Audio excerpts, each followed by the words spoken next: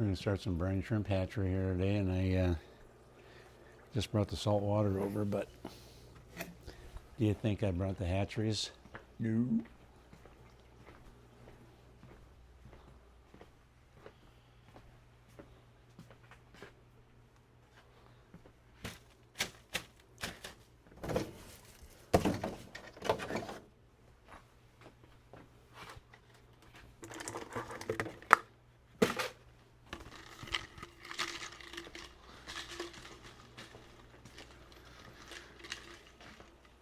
No, we'll have trouble finding them. What's a little dark back there? These are a couple of do-it-yourself DIY hatchery jobbers. I was going to show you one a little closer here. You guys leave this thing in place. So anyway, this is a bottle that I ordered off of Amazon. They come with these little tops on here that once you get them on there, you can tell they've never been twisted off because they haven't broken the little ring there. And they seal real good that way. And then I fill those with salt water. We'll be doing that here. Well, we'll just go ahead and show you what we do. And we're going to hatch out brine shrimp, which is what I feed my, well, all of the fish get some, but we're particularly looking to get it to the baby guppies, any baby fish. Brine shrimp, by the way, if you're familiar, there's a brine shrimp they used to call a sea monkey. You remember those days? Now the sea monkeys, you know, I pulled a muscle in my back on the side over here, lifting a 50-pound bag of crushed corn. It's another story for another day, but it makes it hard to breathe on those days. Hate that. I got to quit deadlifting 50-pound bags of corn out of the cart. Yeah. Anyway, sea monkeys. So it was in a lab in the 1950s that they took the regular brine shrimp that's found in the Salt Lake in, where's that, Utah? Great Salt Lake. That's where they come out of, most of them anyway. But they took those and they genetically engineered them into a bigger species so that they would be a kind of a cute little pet that people hatched out and would grow a little bigger and live a little longer. Little sea monkeys. But anyway, they get these out of the Great Lakes. They harvest them in the fall and in the winter, the eggs. And, yeah, they dry them up. And I'll show you, we're going to look at it here in a moment. But first, we got to get some water going. This is a salt water. And I mix this according to a consistency that you would mix for, well, first of all, if you're buying a can of them, it tells you on there, and I'll show you how to mix it there too. But what we're really looking to do is to get something that represents salt water like in the ocean. So then I put a cup of salt in a gallon of water. Now we got to add oxygen into there. I'll come and take a closer look here in a moment. So that the eggs will continue to rotate in there all the time. We're going to do 2 of these. Then the amount that I hatch will create 20 vials that'll be on the next episode because this takes 24 hours for them to hatch. But on the next one, then I'll show you how I harvest those. But right now, we got to get this one home with some water in it. Salt water.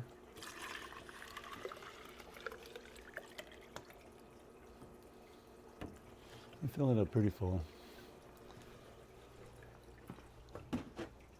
Kind of just a little bit below these little holes I have in there where I made holes to put the hangers on. Kicking water down there. Now I hang them up here because they do the best in a little warmer environment. So right there's another one that's got the oxygen coming through. I don't know, can you see that all right? I think you can. Yeah, you can see it bubbling. So that'll roll then. Normally. I'll have to see how this water is probably not quite 75 degrees, but it will be shortly. This environment in here, these aquariums are set to be 80 degrees, but they probably, more likely run Well, that one says 78.8. 78.8. This one here is probably 78. So even though the heaters say that it's at 80, they run, yeah, it's somewhere in there, 78 to 80. The shrimp water should be above 75, closer to 80 really. Here you guys, look at all those little fish. Who wants to come out and play? But they chew on me, by the way, when I put my hand in here. I can feel them all biting on me. It's kind of tickles. Anyway, and it feels like they're probably getting some dead skin or something, you know, like it's good. Just have my feet in there. So it takes 24 hours for these things to hatch. We'll take a look at them in a moment here. At that temperature, about 75 to 80, somewhere in there.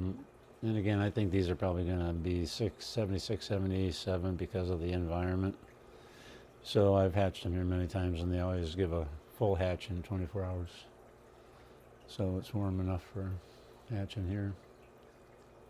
Anyway, I just fed you guys, so and I see your stomachs are really big. So when you're bagging like that, it makes the viewers think that you're hungry. When in fact, what they maybe don't know is that you guys are always hungry, right? You have Thanksgiving meal and you're still hungry. So anyway, now let's take a look and see what we got here.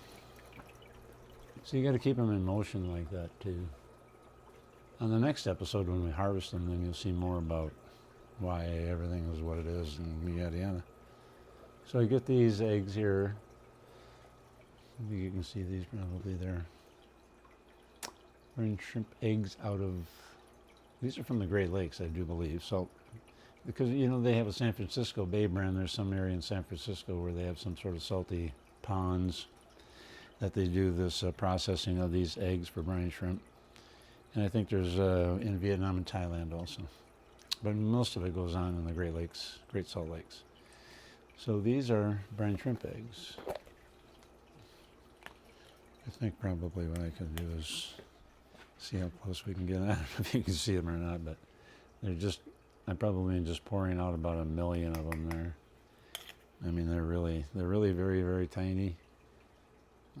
I'm probably holding where you can't see it anyway. But they're really, really tiny. Like I say, a scoop of those is, well, it's a lot. Let's just say that. So it's 1 scoop for each one of these jars.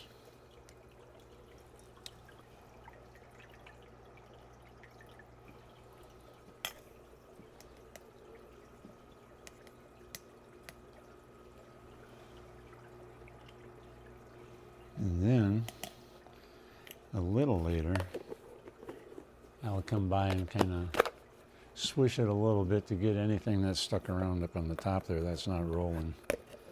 And get the rest of them into the water. And then I get a really, really good hatch with this stuff here. I get this off of Amazon, by the way. Brine shrimp eggs. Once again, that's the ones. They aren't cheap. I think this costs almost 60 bucks. But it lasts for a very long time, and I get very good hatch rate out of it. So, highly recommend that one. You can buy some stuff that ain't so good at all. You got to keep them in the freezer. So I'd be taking that back upstairs. That's one thing about those eggs, or cysts they call them. They can go completely dry, free, frozen, whatever. And you put them in water and do this, and they'll go. So.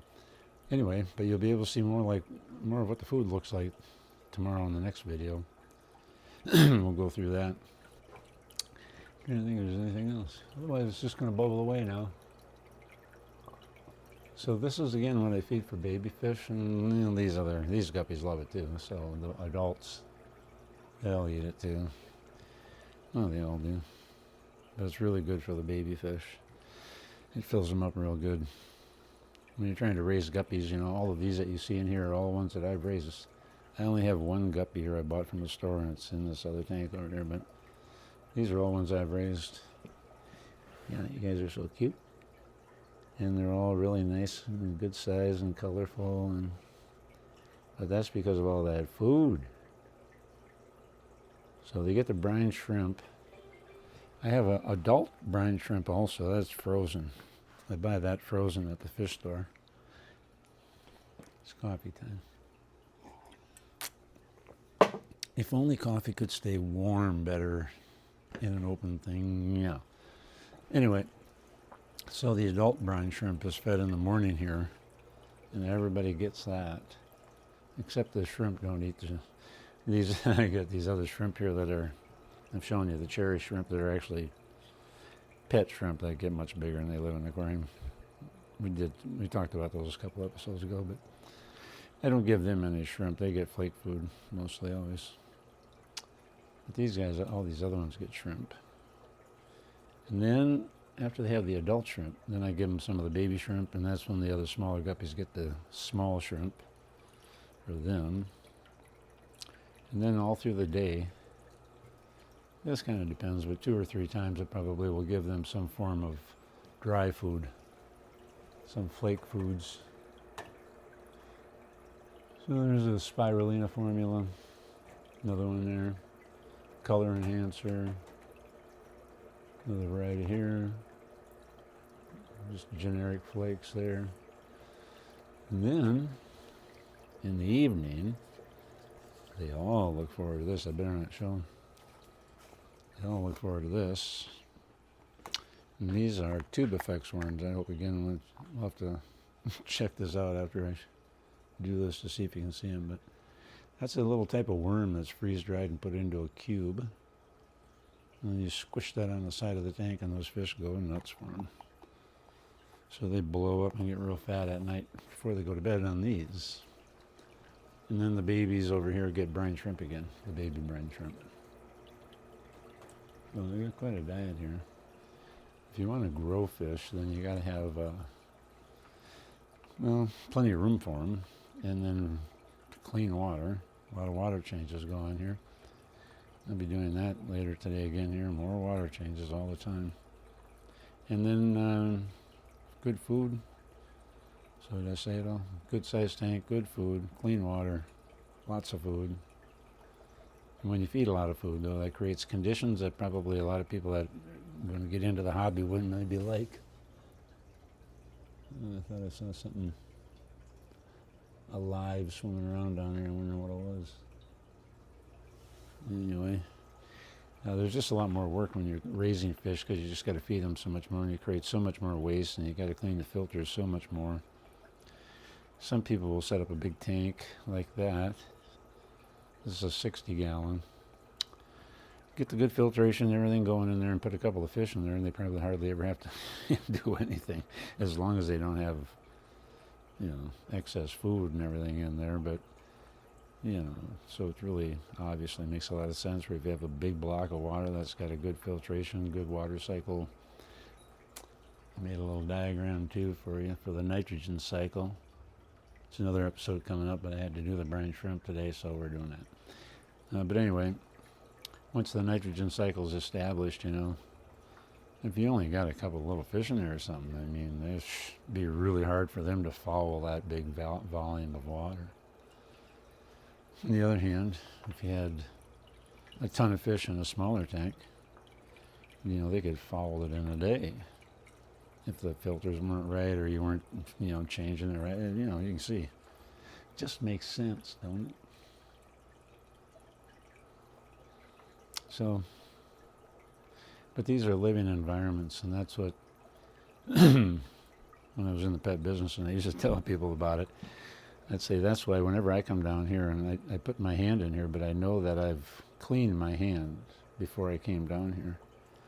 I wouldn't put it in there if it was dirty. And not that this water is, they poop in their water and stuff, so. But it's, it goes through a filter, and just like out in the wild and lakes and streams, the fish do that there too, but the water gets cleaned up through this nitrogen cycle. And the same thing goes on here. So I do recommend, though, before you play with your fish, you wash your hands, and after you play with your fish and you're done, wash your hands. It's just a good thing to do. You used to talk about a guppy rash. I never saw it or never saw anybody get it. But they talked about it. People did. Hey, you can get a guppy rash. What the heck is that? Nobody seemed to know, but they talk about it. Here we got episodes backing up all over the place here. This is a holding and breeding box from Fluval, multi-chamber. We have to assemble this. Now I've looked it over and I've given it a little peek. You know, gotten familiar with this stuff and read the instructions. Not going to be too hard. It's going to actually hang on the outside of the tank and be a place for baby fish. So, empty box here, but I got stuff over here. Other episode. So we got them backing up here a little bit. We'll get that one too. We'll review how that works there. I'm always trying to save these little fish in the best way possible, because they like to eat them. You know, those adults are always eating them.